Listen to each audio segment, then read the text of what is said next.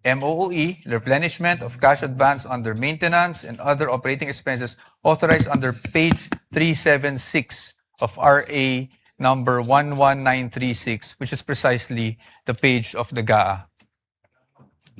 Pero marami po kasing nakalagay na expense items under MOOE in this page po. Okay, we will accept that answer, Mr. Witness. Now, Mr. Witness, pagdating po sa DepEd confidential funds, as you mentioned, you issued the first two AOMs. Yes, sir. Tama po. I mean, AOM for the first and second quarter. Rather. Yes, sir. Pero hindi nyo na po natanggap yung response. Hindi Kasi na- wala na kayo sa ICFAO. Yes, sir. But would you know, just curious, would you know kung ano yung present status nitong mga AOMs na to? Hindi po. I don't have personal knowledge about that. Okay. So you wouldn't know of whether may credit notice o wala? Yes, sir. Oh, but since you're an auditor, ano po ang ibig sabihin ng credit notice para sa isang auditor? Kapag sinabing credit notice, yung documents submitted ay already passed in audit na po. Opo, pass in audit, meaning allowed? Yes po. Allowed in But subject to the reopening of the audit later Apa. on po. Okay. Thank you, Mr. Witness. Ngayon, Mr. Witness, since hanggang doon lang naman, no, yung naging saklaw talaga ng inyong service, I don't want to prolong this any longer. Gusto ko lang makita, based on your findings, AOM, diba? Tapos yung notice of suspension para sa OVP and the AOMs for DepEd, these are preliminary findings, correct? Yes po, kasi nire-require pa naman sa agency na mag-justify yung findings and submit the documents being sought po dun sa... Opo. At based po dito sa findings ninyo, wala namang pong expressly nakasulat na may misappropriation at this point. Actually, yung presumption of misuse kasi nasa item 8.3 na kapag hindi nag-liquidate or failure of liquidation of the accountable officers upon due demand shall be a prima facie evidence that such fund has been put to I am- personal benefit or misuse. Yes. But I am just asking for the response na meron po bang expressly nakasulat sa mga findings ninyo? Ask and answer, Your Honor. It is in That is a 8.3. presumption po. So hindi Opo. kailangan isabihin. May expressly po ba na nakasulat na may ni isang kusing na napunta sa bulsa ng Vice Presidente? Ask and answer, Your Honor. This... wait, don't answer. Uy. That question, Your Honor, has been asked and answered. We ask for Sustain- ruling, Your Honor. Sustained counsel, I think where you're getting at, modify your question. You can get it. Okay. So, basically po, ang findings nyo ay preliminary lamang. Wala pong any conclusive finding pa as to any misappropriation. Yun lang po ang tanong ko. Ang sabi kasi sa circular, upon failure to liquidate, No, meron I ng am presumption. Your Honor, Ask the and witness is answer, not Your Honor. responding. No, He the already witness- said... Asking if it's... The witness is not responsive. Kindly respond. I think the question is quite simple, Yun lang naman Mr. po. Wamil. Preliminary pa lang. So wala pang any conclusive finding as to any misappropriation. Yun na lang po. Para lang po masagot nyo na ng diretso.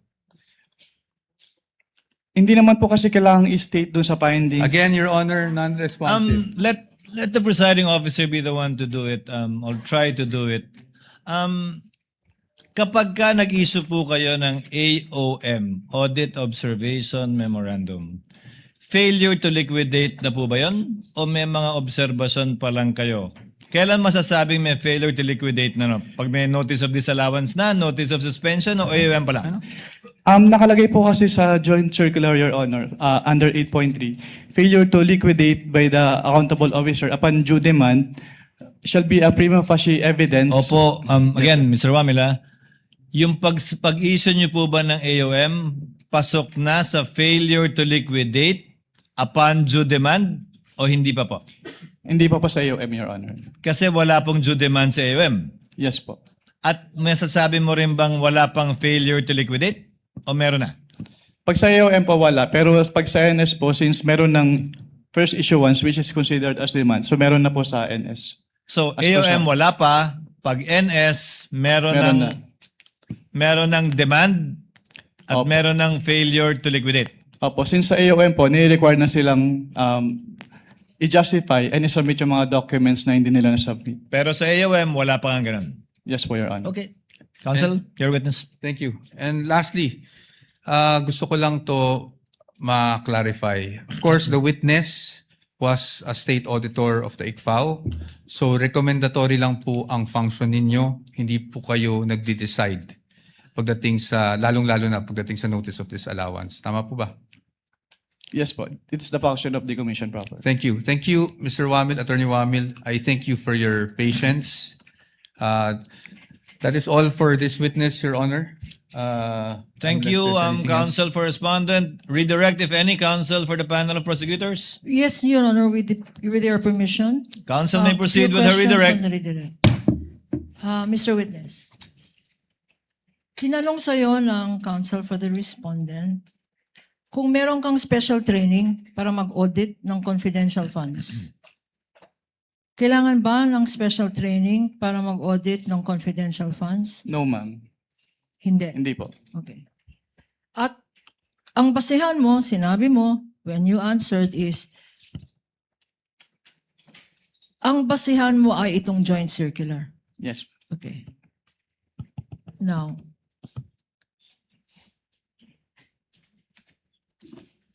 tinanong sa'yo ng counsel kung alam mo na ang Office of the President ang siyang nagbigay ng grant.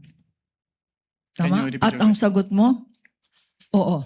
Can you repeat the question po? No, you answered on cross on the question of counsel for the respondent if you are aware that the grant was given to the Vice President by the President. Yes po. And you answered yes. Yes po. Okay. Pag binigay ba ng Presidente, like in this instance, ang confidential funds, wala nang obligasyon mag-liquidate ang Vice President ng paggamit niya sa confidential funds na yan. Meron po. Meron po pa siyang rin obligation to liquidate. obligasyon. Pag-grant ba ng Office of the President, exempted na ang Vice President na mag-submit ng Your mga Honors, dokumento. Your Honors, Counsel for respondent. that is leading. Redirect, Your Honor. This counsel opened Not the door. covered by cross, even, Your Honor. Yung Your Honor, exemption. counsel opened the door. Counsel opened the door to this line of questioning because he said a grant was given by the President. Objection is overruled. Witness may answer if he knows. Kung alam mo, Mr. Wamil, pakisagot po yung tanong ni Attorney Kapunan. Can you repeat the question, ma'am? Ang grant ba ng ang grant ba ng confidential funds ng isang presidente to a vice president, this president in particular, to the vice president, does it exempt the vice president for accounting for the use of that confidential funds under your joint circular? No po. Okay.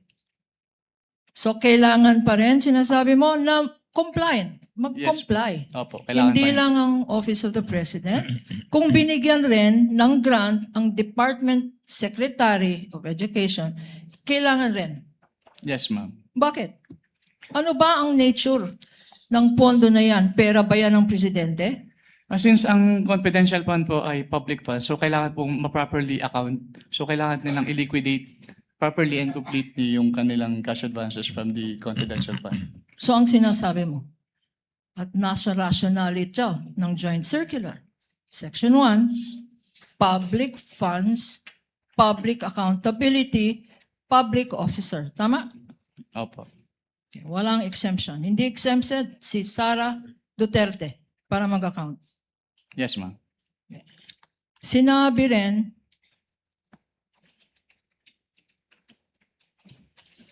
Counsel for the Vice President also said, the Vice President also said, tinanong ka tungkol sa ano ba yung accrual method of accounting. Pakiulit, ano yung accrual method? So under the accrual method po, the expenses is recorded upon incurrence and not upon payment po. Okay. Allowed ba itong accrual method of accounting sa pag-evaluate ng confidential funds? No, ma'am. Kasi kailangan po talagang binayaran yung expenses po. Okay. So hindi pwedeng accrual, parang lista. Opo, Tama? hindi po pwedeng lista. Hindi pwedeng lista-lista. Kung binayaran, dapat cash out. Yes, ma'am. Tama? At Opo. kung cash out, dapat may resibo. Tama? Yes, ma'am. Opo. So, hindi pwede ang accrual. Mr. Witness, okay, tinanong rin sa'yo, itong utilization of confidential funds. Nakalagay, utilization of confidential funds. Tinanong sa'yo ng counsel, hindi ba dapat confidential rin? Do not divulge information on the use of confidential funds. Tama ba ang interpretation ng counsel for the respondent? Hindi Your po. Honor, that was not my interpretation. I was merely asking based on the memo, the COA circular that he read, Your Honor. Okay. Just that, just on that matter. Okay, Noted. Witness may answer. Can you repeat the question, ma'am? Ang tanong, okay, sabi ng counsel, confidential funds yan. Bawal ang mag-reveal ng confidential information, citing certain provision in the revised penal code, certain guidelines, which we haven't seen. Pag confidential funds ba, lahat ng information na hinihingi sa inyo, kagaya ng sang ginastos, yung milyon-milyon na yan sa medicine, oy, bawal yan, confidential yan. Pwede ba yan, Mr. Witness? Hindi po. Since ang confidential fund po ay public fund, so dapat po ay properly accounted po ito. And since ang involved po ay confidential fund, so it must follow the strict accounting and auditing guidelines po to prevent misuse. Confidential ba yung, uy, bawal mo sabihin, sang grocery binili. As an Yung answered, Your pagkain na Honor. yan. As an answered. Asked and answered. Food, Your Honor. And As all an the answer, items Your there. Lahat ng items na sinabi natin. Food, medicine, As an transport. answered, Your Honor, I asked for a ruling. Your Honor, please, I only asked for the medicine. I know I'm itemizing because Asked and answered previously, counsel. Counsel for respondent is correct. Okay. Kindly move on to the next point. now, sinabi sa'yo na dapat, since this is accountable, strict, sinabi mo na ang pagka-interpret ng joint circular na yan, nandito sa dapat strict, no? Yes, ma'am. Because public funds ito. Opo. Pag sinabi bang strict interpretation, and I will quote, strict accounting, the utilization of such funds is generally confidential and classified by nature, which requires not only strong internal controls. Tama? Yes po. Nakita ba natin sa mga dokumento na sinubmit ng Presidente, ng Vice President at ng Secretary of DepEd, nakita ba natin yung mga internal controls? Hindi po. Bakit?